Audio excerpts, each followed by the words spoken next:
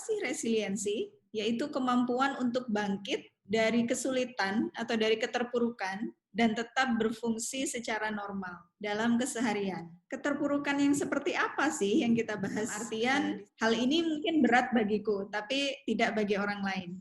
Biasanya keterpurukan atau cobaan hidup atau hal-hal sulit yang kita alami dalam hidup itu ada dua macam. Yang pertama materi, yang kedua non-materi. Yang materi seperti misalnya kehilangan pekerjaan atau kehilangan sumber kehidupan, sumber mata pencaharian secara tiba-tiba atau mendadak. Kalau misalkan itu terjadi sudah ada warningnya begitu ya, 3 bulan lagi atau 2 bulan lagi orang tua kita misalkan kalau yang belum bekerja 2 bulan lagi orang tua kita akan diberhentikan dari pekerjaannya. Tapi ketika itu terjadi tiba-tiba, nah ini biasanya disinilah beratnya. Disinilah yang disebut hardship itu biasanya unpredictable. Jadi tidak terprediksi, tiba-tiba terjadi. Ada yang tiba-tiba kehilangan tempat tinggal atau rumah. Jadi bayangkan kita udah enak-enak tinggal di rumah, tiba-tiba kita harus keluar dari rumah itu seketika. Harus bawa koper, keluar dari rumah itu, dan belum ada tempat tujuan. Kemudian yang non-materi, paling berat biasanya adalah kehilangan orang yang disayangi. Entah itu anak, orang tua, saudara kandung, ataupun orang yang dikasihi ya. Kemudian terlibat dalam sebuah perceraian. Meskipun bukan yang bercerai, tapi sebagai anak tentu kita juga mengalami emosi ketika perceraian itu terjadi. Kemudian ada anggota keluarga yang mengalami masalah kejiwaan dan tidak tertangani. Masih banyak sekali di Indonesia hal seperti ini. Atau mengidap penyakit kronis. Misalkan tiba-tiba didiagnosa dokter mengidap penyakit kanker. Ini juga berat mendengarnya. Apalagi mengalaminya, mendengarnya saja sudah berat. Atau kecelakaan. Enak-enak mau berangkat kuliah, tiba-tiba kecelakaan yang mengakibatkan kelumpuhan atau kecacatan yang permanen. Atau kemudian gagal dalam ujian setelah berjuang sekuat tenaga untuk bisa lulus. Belajar sampai malam, berjuang sekuat tenaga, tapi apa yang dicita-citakan tidak tercapai. Ujian yang diikuti ternyata masih gagal. Jadi sebenarnya kesulitan hidup adalah bagian dari kehidupan itu sendiri. Selama kita masih hidup, pasti kita akan mengalami kesulitan. Siapa orang di dunia ini yang bisa lepas dari kesulitan? Tidak ada. Entah terkenanya dari sisi apa, misalkan dari sisi kehilangan orang tua, atau dari sisi finansial, dari sisi keuangan, atau dari sisi kesehatan dengan penyakit, pasti akan selalu ada hal-hal yang sulit atau cobaan hidup yang harus kita hadapi. Sehingga kita harus aware bahwa, oh tidak hanya aku yang mengalami ini, tidak akan ada yang lolos dari cobaan hidup atau dari kesulitan hidup. Tadi kita sudah membahas keterpurukan seperti apa sih? Kalau tadi saya menganalogikannya yang membuat kita seolah tertimpa meteor dan nggak sanggup bangkit gitu. Rasanya tuh berat banget untuk bangkit gitu. Sehingga mengganggu fungsi keseharian kita. Entah itu kita jadi tidak nafsu makan atau menarik diri. Nah, sehingga mereka tidak bisa berfungsi secara normal. Nah, orang-orang yang resilient, apapun yang terjadi pada mereka, seberat apapun itu, tetap bisa berfungsi secara normal dalam kesehariannya. Mereka tetap bisa makan, mereka tetap bisa belajar, mereka tetap bisa meraih prestasi, mereka bisa tetap bekerja. Nah, itulah orang-orang yang resilient. Kalau secara teori, resiliensi itu sebenarnya adalah hasil dari interaksi antara protective factor dan risk factor. Coba tuliskan, apa sih faktor-faktor yang akan melindungi teman-teman dari keterpurukan gitu. Faktor yang akan mensupport teman-teman, faktor yang akan membuat teman-teman itu bisa bangkit lebih cepat dari keterpurukan, itu namanya faktor protektif atau faktor yang melindungi kita agar tidak sampai jatuh gitu. Jadi kita terlindungi oleh faktor-faktor ini. Dan kemudian sebaliknya, faktor-faktor apa sih yang kemungkinan akan menjatuhkan teman-teman? Nah, ini terpikir nggak? Di sini saya kasih contoh. Faktor yang melindungi, misalkan teman-teman yang memiliki keluarga yang harmonis, tentunya ini bisa jadi salah satu faktor yang mensupport ya. Orang kalau keluarganya harmonis-harmonis saja, sudah pasti agak jauh lah dari kemungkinan untuk jatuh. Kemudian orang yang memiliki teman-teman yang bisa diandalkan, ini juga kemungkinan untuk jatuh kecil karena akan selalu ada teman-teman yang melindungi ketika ia dalam masalah atau kemudian pekerjaan yang mencukupi, atau agama. Nah, ini juga penting juga nih, agama, spiritualitas. Kalau tidak agama, mungkin tidak ada agama yang dapat menampung spiritualitasnya ya. Jadi agama atau spiritualitasnya. Kemudian yang kelima, sifatnya. Memang karakternya itu karakter yang pantang menyerah. Nah, itu faktor-faktor yang mendukung atau melindungi dia. Kemudian contoh untuk faktor resiko. Yang pertama, sangat menyayangi orang tua atau saudara atau seseorang. Nah, ini resiko nih. Kalau kita sangat menyayangi, kalau kehilangan nih bisa gawat nih resikonya. Tadi ada ya yang putus cinta misalkan. Ini memang berat bagi beberapa orang. Karena memang sayangnya udah sayang banget gitu ya. Sedang sayang-sayangnya kalau kata orang Dejo. Ini kalau ditinggal bisa gawat nih. Kemudian tidak punya teman. Nah, ini orang yang tidak punya teman juga beresiko. Analoginya ketika kita terjatuh dan tidak ada teman yang bisa menarik kita dari tempat kita terjatuh, tentunya membuat resiko kita terpuruk lebih besar. Yang ketiga, berasal dari keluarga broken home.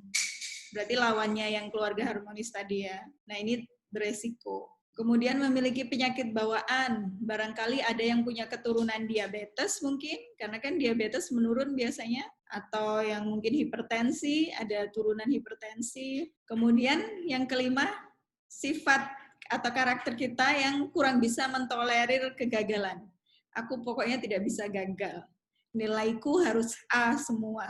Tidak boleh ada yang tidak A, harus A semua. Nah, misalkan. Nah, itu termasuk juga faktor yang beresiko. Nah, sudah siap ya? Sekarang coba tuliskan 5 saja. Akan sangat lebih bagus kalau list yang melindungi itu banyak dan list yang beresiko itu sedikit. Apa saja sih faktor-faktor yang melindungi teman-teman dan faktor-faktor yang sekiranya beresiko membuat teman-teman jatuh. Nah, sebagai pribadi yang resilient, kita harus tahu ini. Kita harus sudah ready bahwa hal-hal inilah yang mungkin akan beresiko menjatuhkanku one day, atau hal-hal inilah yang mungkin akan bisa menjadi tempatku lari ketika aku sedang ada masalah. Ketika itu terjadi secara mendadak tanpa ada persiapan dari kita. Ada beberapa faktor atau ciri-ciri yang dari hasil beberapa penelitian, tidak hanya satu penelitian ya, ciri-ciri orang-orang yang memiliki resiliensi. Jadi ketika kita ingin memiliki resiliensi, kita tanya dulu nih pada diri kita, apakah kita sudah memiliki semua ini? Gitu. Kita bahas satu persatu ya. Yang pertama, memiliki standar yang tinggi. Apa sih maksudnya memiliki standar yang tinggi? Dalam artian selalu ingin melakukan yang terbaik. High standard ini atau memiliki standar yang tinggi ini dalam artian selalu ingin melakukan yang terbaik dalam hal apapun. Ketika belajar, dia selalu belajar dengan optimal. Ketika bahkan ingin memberikan kado kepada orang lain, dia selalu lama gitu mikirnya. Misalkan mencari kado mana ya yang tepat gitu. Ataupun ketika dia melakukan perbuatan baik, dia selalu optimal gitu ketika melakukannya. Jadi orang-orang yang memiliki high standard tinggi ini, orang-orang yang memiliki standar tinggi adalah biasanya orang-orang yang resilient. Yang kedua, kemampuan menangani kegagalan. Kita harus paham nih, ketika kita gagal, misalkan aja gagal ujian, biasanya kita itu gimana sih? Polanya seperti apa ketika kita gagal? Oh, biasanya ketika aku gagal, aku mengurung diri di kamar misalkan. Aku merasa kurang bersemangat makan gitu. Jadi kita pahami pola kita gagal tuh polanya kalau kita mengalami kegagalan, kita biasanya responnya seperti apa. Nah, kalau kita sudah paham, kita siasati. Berarti besok lagi, kalau aku merasa gagal itu, aku merasa sedih, untuk menghilangkan rasa sedihku itu apa ya? Apakah dengan mendengarkan musik kah? Ataukah dengan misalkan main ke rumah teman? Jadi kita paham cara mengelola atau menangani kegagalan kita, karena kita sudah paham polanya. Yang kedua, menerima perubahan dengan positif. Karena memang perubahan itu akan selalu terjadi. Perubahan yang selamanya tidak berubah itu ya perubahan itu. Akan selalu ada perubahan. Sehingga ketika ada perubahan, entah perubahan apalah ya, tiba-tiba dosen menyampaikan, kita akan merubah kurikulum kita dari yang kemarin menjadi kurikulum baru. Nah, untuk itu setiap mahasiswa harus begini. Nah, kita responnya gimana? Apakah akan aduh kenapa sih yang kemarin udah enak-enak atau gimana. Atau kemudian, oh oke, ada yang baru nih. Nah, orang-orang yang resilient akan merespon perubahan itu dengan positif. Oke, ada yang baru. Mungkin ini akan ada yang bisa menambah pengetahuanku atau menambah knowledge-ku atau menambah pengalamanku dalam bidang ini. Nah, oke lah, sikat. Gitu. Jadi menerima perubahan dengan positif. Yang ketiga, yang keempat, memiliki spiritualitas. Tadi beberapa teman menyampaikan ya bahwa di masa-masa yang sulit sangat membantu ketika kita lebih dekat kepada Tuhan. Terus terang untuk saya pribadi, inilah juga yang faktor yang paling mempengaruhi atau yang paling melindungi saya. Ketika cobaan hidup menimpa, sepertinya faktor-faktor pelindung lain tidak berfungsi. Karena saya sendiri mengacuhkannya. Dalam artian ketika keluarga ingin menghibur, saya juga menutup diri, menarik diri, gitu kan. Nah, jadi satu-satunya hal yang masih membuat saya bisa memiliki harapan bahwa esok akan lebih baik adalah spiritualitas. Ini kalau bagi saya pribadi adalah faktor yang paling berpengaruh. Mungkin teman-teman punya faktor lain ya yang paling berpengaruh untuk teman-teman di masa-masa sulit. Kemudian yang keempat, kemampuan sosial. Nah, tadi untuk yang belum bisa berteman atau belum bisa punya teman-teman yang diandalkan, teman-teman yang baik, karena teman yang baik pasti selalu ada ketika kita membutuhkan. Nah, selanjutnya keluarga yang utuh atau mendukung. Kalaupun keluarganya tidak utuh tapi suportif, itu bisa jadi juga salah satu hal yang sangat mendukung seseorang untuk bisa resilient. Jadi keluarga ini sangat penting ya teman-teman. Apapun yang terjadi di keluarga kita tentu dampaknya akan besar terhadap kita kan. Entah itu perceraian orang tua kita atau penyakit yang diderita orang tua kita ataupun kepergian orang tua kita untuk selamanya, itu pasti akan deeply menginfluence kita. Nah, paham tentang hal ini bahwa keluarga sangat penting bagi kepribadian atau tumbuh kembang seseorang, sebaiknya nantinya kalau sudah jadi orang tua lebih aware ataupun lebih mindful, lebih thoughtful, lebih berhati-hatilah sebagai orang tua bahwa apapun yang kita lakukan itu sangat mempengaruhi anak-anak kita, pola asuh kita, keberadaan kita di dekatnya. Karena kita sendiri mengalami kan bagaimana pentingnya orang tua kita untuk kita. Nah, nantinya ketika kita jadi orang tua, berarti be mindful, berhati-hati. Kemudian, suka dengan hal-hal baru. Nah, apakah teman-teman sudah suka dengan hal-hal baru? Atau yang anti sesuatu yang baru? Aku udah nyaman seperti ini, aku tidak mau kemana-mana, udah ini cukup, aku sudah cukup dengan ini. Kalau ada yang baru misalkan, nanti aja lah, yuk kita coba ini yuk, dalam artian yang positif ya. Kita coba ikut organisasi ini yuk. Enggak kayaknya aku belum pernah deh ikut kegiatan yang seperti itu. Nah, justru karena tidak pernah ikut kegiatan seperti itu, baiknya ikut. Barangkali di tempat yang baru dan belum kita tahu itu, justru kita menemukan jalan hidup kita. Jadi orang yang resilient suka akan hal-hal baru. Dan bahkan ada beberapa terapi itu yang menggunakan hal-hal baru sebagai sarana pengobat gitu ya. Jadi ada beberapa psikiater yang menerapkan traveling ke tempat baru untuk menghibur ataupun untuk menerapi orang-orang yang mengalami dampak dari grieving yang berkepanjangan, dampak dari kehilangan seseorang yang dicintai. Itu ada sekelompok orang yang mengalami permasalahan yang sama. Permasalahannya ada yang ditinggal meninggal orang tuanya, kekasihnya, anaknya. Nah, orang-orang itu kemudian diajak untuk traveling bareng-bareng ke tempat yang mereka semua belum pernah pergi. Nah, ternyata itu juga terbukti bisa membuat mereka melewati masa-masa berdukanya itu menjadi lebih cepat berlalu gitu. Jadi memang masa berduka seseorang itu berbeda-beda. Ada yang dalam kurun waktu 1 bulan sudah bisa bangkit lagi, ada yang dalam waktu 2 tahun bisa bangkit lagi, ada yang bahkan lama belum bisa bangkit lagi. Nah, mencoba hal baru itu untuk beberapa orang terbukti membuat masa berduka mereka menjadi lebih singkat dan mereka bisa kembali normal seperti biasa. Yang selanjutnya mampu mengendalikan emosi. Ya, kemarin kita juga ada sesi self regulation ya, di mana kita membahas tentang bagaimana mengendalikan emosi. Jadi teman-teman juga harus paham seperti tadi, paham gimana sih kita kalau gagal respon kita akan seperti apa sih kalau gagal. Nah, pun mengendalikan emosi, kita pahami polanya. Ketika kita emosi, biasanya kita gimana sih? Apakah kita kalau emosi kemudian suka marah-marah, padahal kemudian setelah marah kita sesali? Ataukah jika memang kita paham bahwa ketika kita emosi kita akan marah, dan apapun yang kita katakan ketika marah akan kita sesali setelahnya, nah kita udah paham kan? Nah berarti kita perlu membuat sistem, oh besok lagi kalau aku marah, aku tunggu 3 hari misalkan, apakah marah itu masih ada? Gitu. Barangkali sudah tidak ada dan kita tidak perlu menyesali apapun. Gitu. Karena kita sudah paham bagaimana mengelola emosi.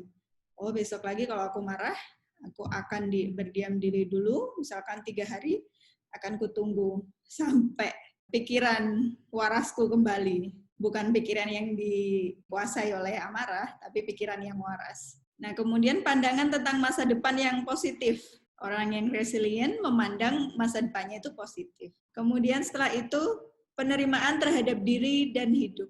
Nah, teman-teman sudah bisa menerima nggak sih dengan kondisi teman-teman sekarang, dengan kehidupan teman-teman sekarang, dengan kondisi yang sebenarnya teman-teman tidak bisa memilih ya, teman-teman lahir di mana, dari orang tua yang mana, suku apa, apakah suku Jawa, apakah suku Bugis.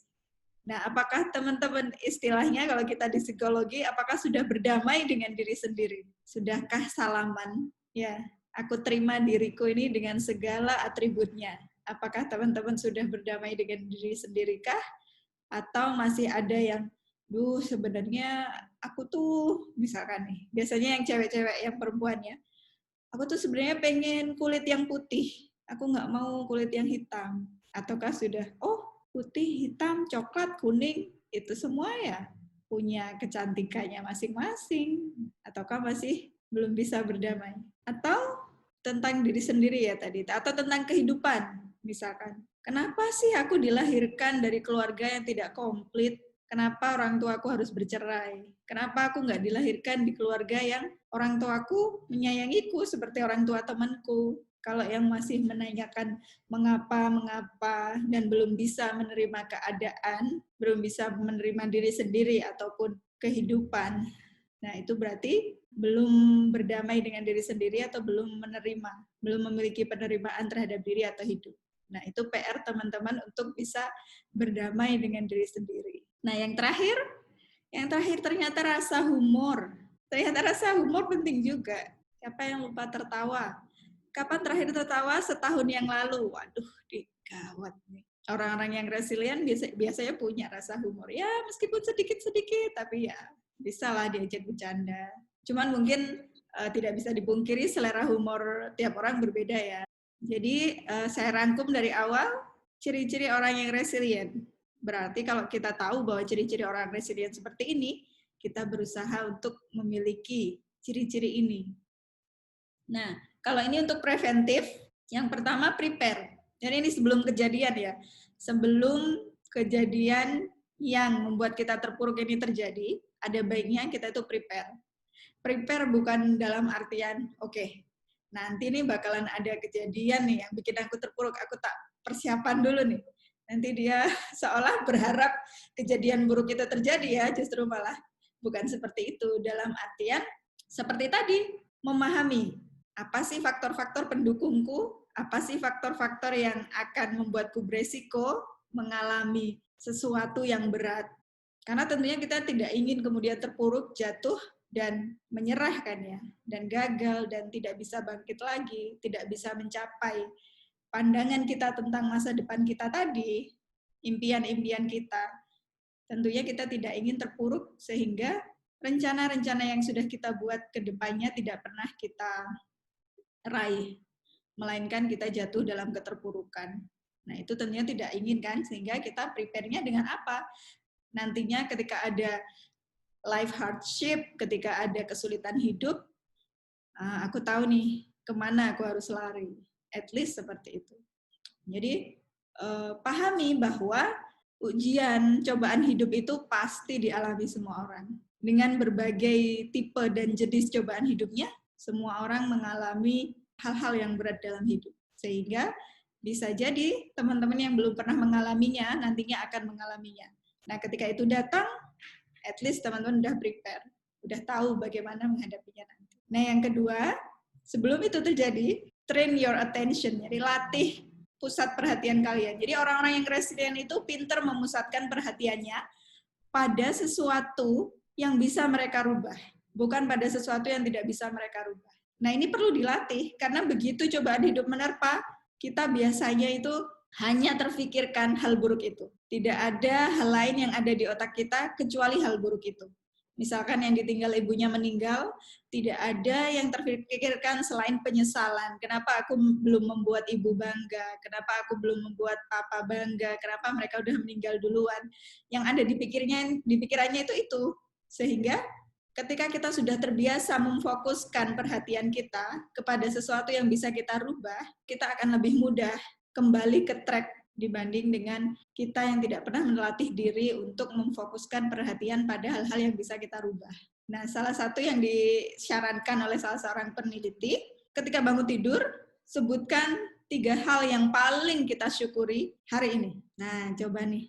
Apa sih hari ini yang paling kamu syukuri? 3 hal aja. Sepertinya sulit sekali ya menyebutkan 3 hal yang paling kita syukuri hari ini. Mungkin kita lupa, apa sih hal yang bagus, hal yang baik dari hidup ini apa hari ini gitu. Yang kefikirkan, aduh ini masih corona, ini skripsi belum selesai, ini memikirkan itu tidak salah, tapi jangan lupa juga ada hal baik yang perlu kita cherish, perlu kita hargai hari ini.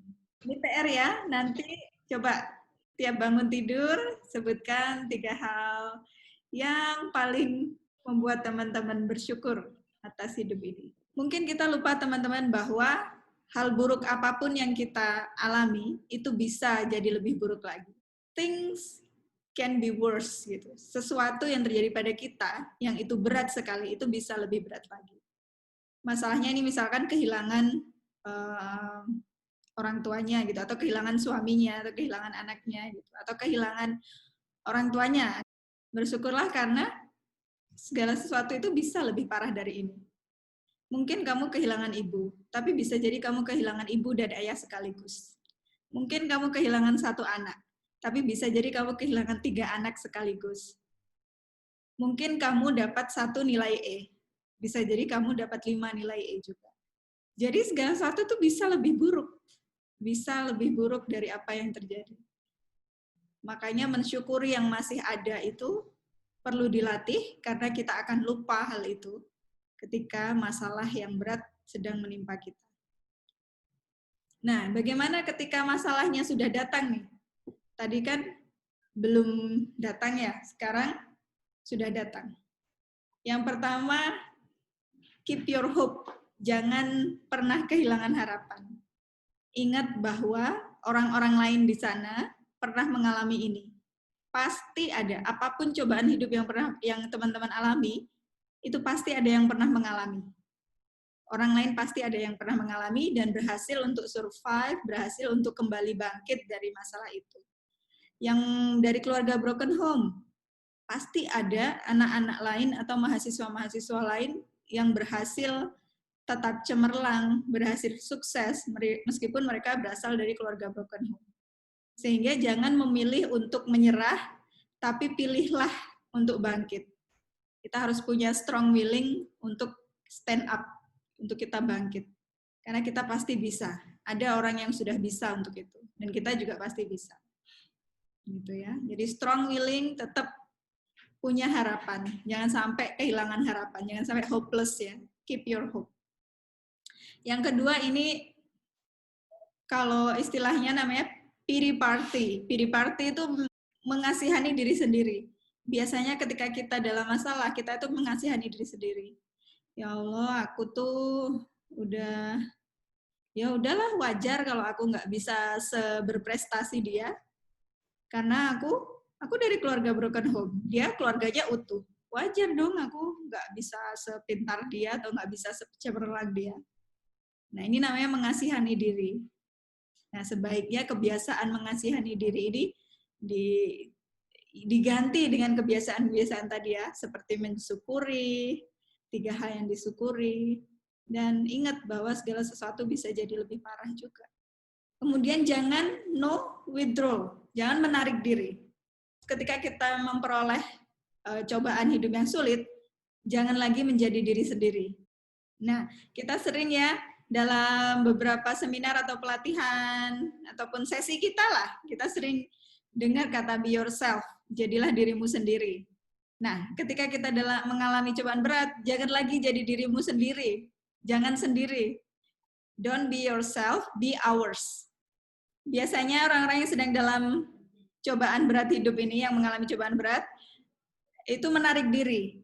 Nah, ini jangan ya. Jangan be yourself, be ours. Jangan jadi diri sendiri, jadilah kita. Nah, ini saatnya teman-teman tuh kembali ke community, kembali ke orang-orang terdekat. Jangan menarik diri, karena bahaya kalau menarik diri. Menarik diri, kita semakin terpuruk, kita jatuh, tidak ada orang tahu, tidak ada yang menolong, itu lebih bahaya.